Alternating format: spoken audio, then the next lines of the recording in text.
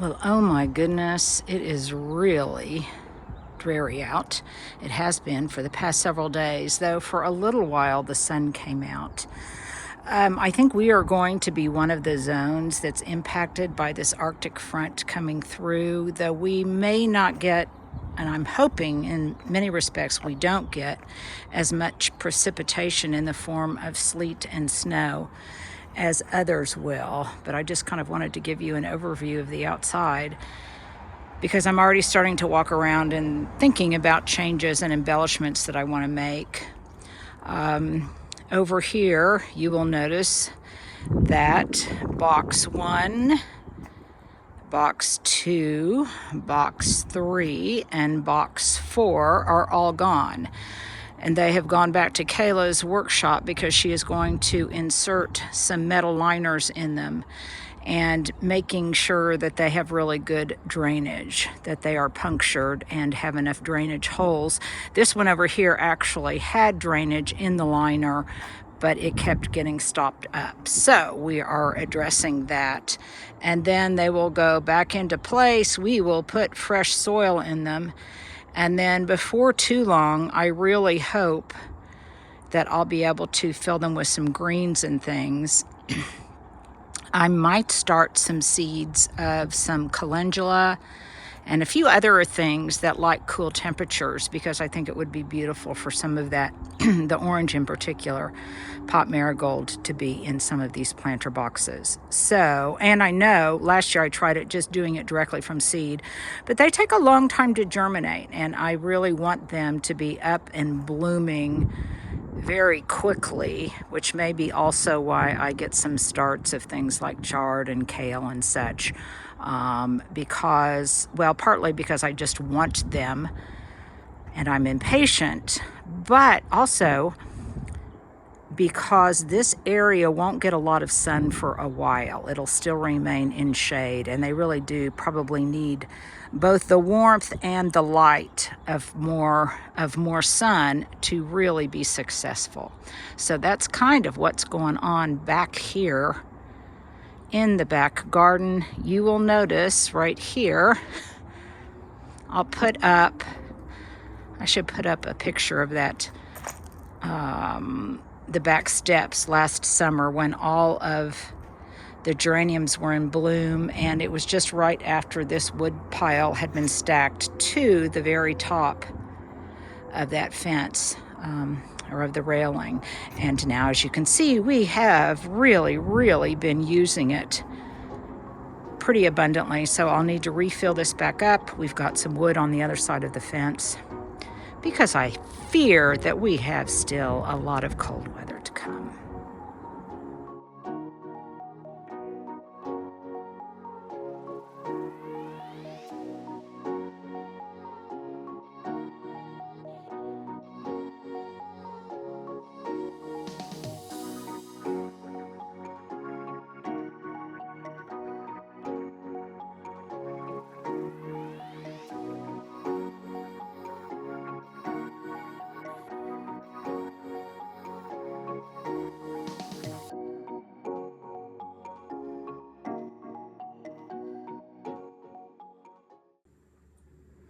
Well, here is where I keep a lot of my seeds, obviously, that I haven't planted yet. I've already pulled out some. I'm going to try and experiment with some poppies, though really they should be fall planted here in Oklahoma City. This is way too late, but I want to try and experiment. And then I've also, I think, got some packages of, well, what do I have out? Some sweet peas, which should be planted before too long, some stock.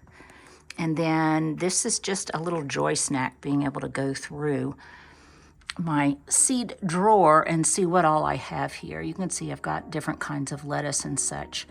And I'll be taking inventory, checking on the viability of some of the seeds to see if they are worth planting, and then begin to have some fun with them. Someone asked me if after the muscari, the grape hyacinth, are finished blooming, and I have so enjoyed them, can I put them outside into the garden? And yes, indeed I can. and I will be doing that. That was the pot I got last week. This is the one I got this week. You can see that it's just now starting to form.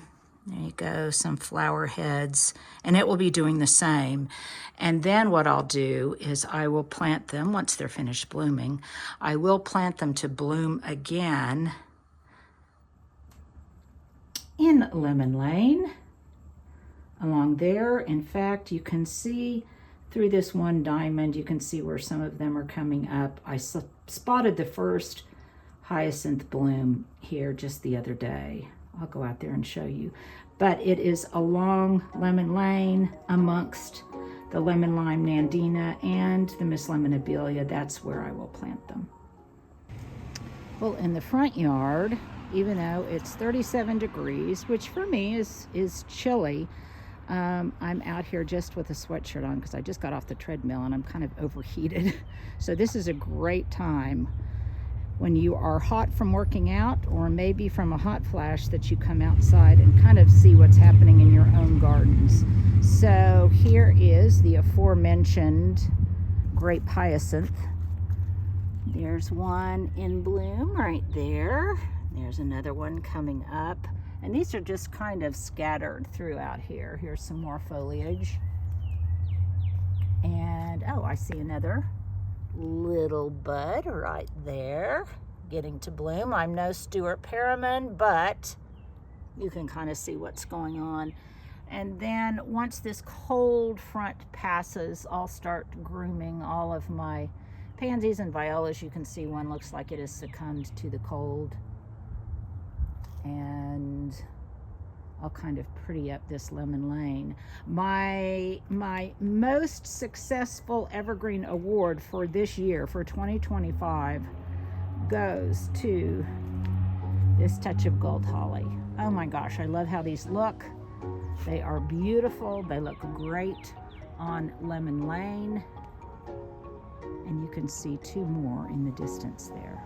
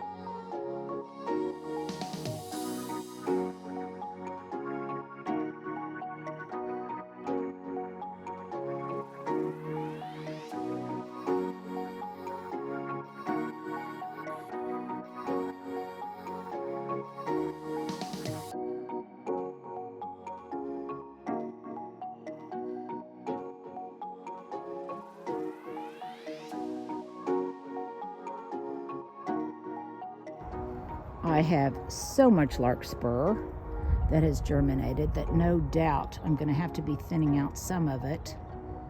And I will do that just based on where I'll stand back from the street, and I will just kind of see where I want it to persist and where I want those beautiful spires of blue.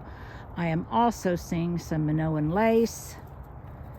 And what I'm not seeing, I have plenty of, you can see right here, I've got plenty of those little rosettes of foxglove, but I'm not seeing a lot of germinating foxglove seedlings. So I will probably plant more of that this spring before the spring rains. You can see all those, let me shift this, see all of those seedlings that have germinated over in there. And then before too long, I will begin to cut back the butterfly candy and some of these other things, probably the orange rocket barberry too. Typically by now, here's my observation that I just recorded in my garden journal, and that is that things are slow coming out this year. It was really, really exceptionally warm at the beginning of the season, and now it has been very, not only cold, but not sunny, which for us is kind of a novelty. And you can see on that boxwood village right there, and a boxwood village, by the way, is just an assembly of 1-gallon boxwoods that will grow together over time. You can see how the tips of the better boxwood have been nipped by cold and frost. But no problem, I will just snip those off into kind of a rounded mound. So I love it when this happens. Somebody is baking bread. I'm wondering if it's Matt across the street making some sourdough bread, but I definitely, the air is heavily scented with the scent, the smells of baking bread. Let's see what's coming up over here. I spy some tips of foliage. I don't know if those are, you can see more larkspur over here. I don't know if those are, I think those are little daffodils, little miniature daffodils, some of which we planted along Lemon Lane. And then you can still see lots of foxglove there. A lot of the mulch that I put down, I've noticed, has really washed away or degraded. I don't know if that's from blowers. I'm not exactly sure what that's from. Nevertheless, I'll come back and just add more to it. I shredded a bunch of leaves and used that as natural, very budget-friendly mulch. But even some of that can blow away when we have high winds. So I definitely need to do what I can to remulch some of these areas. I cannot wait to be able to sit out here on the social patio. And I also noticed that in my window box, the level of the soil is really too low, and I need to add some more, either container potting mix, or I need to add some more of that conditioner, that soil conditioner. But you can see how little tiny daffodils, these are tete-a-tetes, I believe, are starting to come up. Look at that sweet little viola head right there. So with a feed, with some additional mulch and a little TLC, I'll cut back a lot of the dead viney stuff. This will be beautiful. And I'm ready. I was looking at an image of this window box from a while ago, and man, this Irish mint euonymus, it has doubled in height since I planted it. So pretty soon I will probably start pruning these into conical forms, but they have done very, very well here. Their root ball has adapted to a tight space, and they provide the evergreen interest year-round that I so desire in the window box.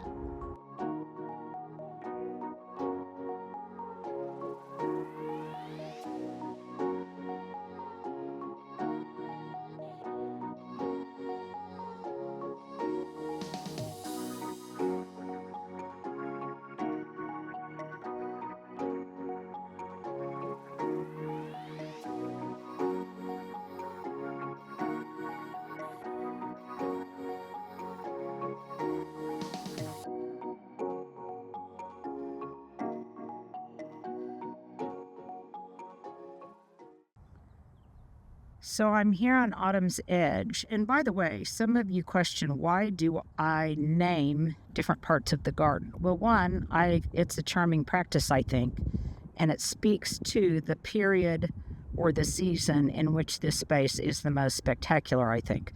But also because then in my garden journal, I can say I need to do such and such along Autumn's Edge or Lemon Lane, whatever. And one observation I made last year is that the tulips were already pretty substantially starting to come up along Autumn's Edge. Right now, I only see one. There's the tip of one. These others, I believe, are daffodils.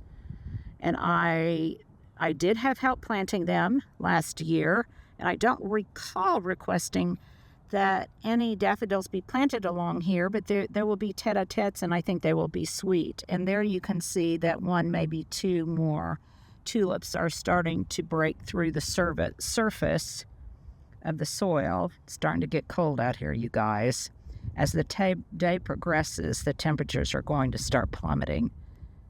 And then here, and by the way, I'm making note also in my journal that I've got a little bit of a washout problem right here, so I need to plant something that will address that. There is a tulip coming up right there, and more daffodils. And then as I just continue, there's a tulip. As I continue up and down autumn's edge, I see more of the same in rhythm and repetition along the space. Now, it's also interesting to record in your journal which areas of your garden will show tulip tips first and then later. That way you'll know kind of the progression of their poking through the soil, so you're not worried if one area is later than the others. It's just the amount of light it gets. Ooh, I do really like the way those bristly, thorny spires of orange rocket branches look against the sky. Some may not find that appealing, but I do. I will be cutting those back probably by about a third so they will bush out, and they were absolutely spectacular. Maybe right here I could get Stuart to insert a picture of what they look like in their glory. Well, maybe not. We try to remember putting in all of the images, but sometimes it's a little hard to remember everything that I address. There's some yarrow that needs to be cut back. Those were those white chrysanthemums that I planted, and we need to cut those back as well.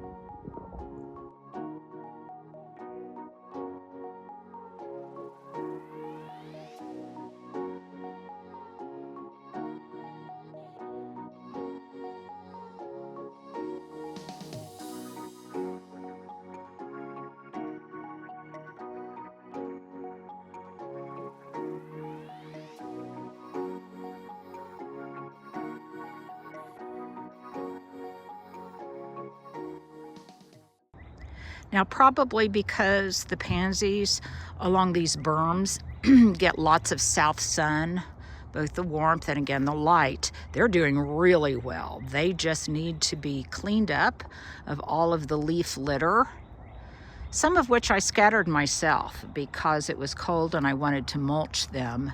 You can see here, this is some of the degradation of the mulch that I was talking about right here. This area looks barren and it needs more mulch. And I think some of that just literally being on an incline, literally just blew away into the wind. There's lots of henbit seedlings starting to show up, and a simple scrape will, with my Japanese hoe, will definitely remedy that. And what's interesting is that it looks so barren right now, but in short order, it is really going to be magnificent. What's going on over here? Oh yeah, there's lots of larkspur. And then, well, let me take a break here and I want to show you something. Well, I've got a number of tufts. You can see it right here. Tufts of a plant that I really was not sure what they were. I couldn't identify them, though I suspected that they might be a penstemon. And you can see there's some back there. I have lots of Husker red penstemons that grow in this area, and I was wondering about it. They did not bloom last year, but I believe that's just because it takes them a year to first put on foliar growth. There's some of the Huskers red right there. And then they will bloom the second season. So I have great hopes that this is what I suspect to be penstemon. I'll have to check my notes for the specific variety, but that it will bloom this year. There's some more down there. And this was just seed that I broadcast. Some of it I might already even be able to divide. And look at that sunshine ligustrum. It still looks beautiful, I think. So despite the fact that it's winter, I am pleased with the amount of evergreen color that I have that is anchoring the garden. Well, it is really getting cold out here, my friends, so I am going to leave it at that. And there you go for a very cold Wednesday walkabout. You guys take care and be safe in these cold, cold temperatures.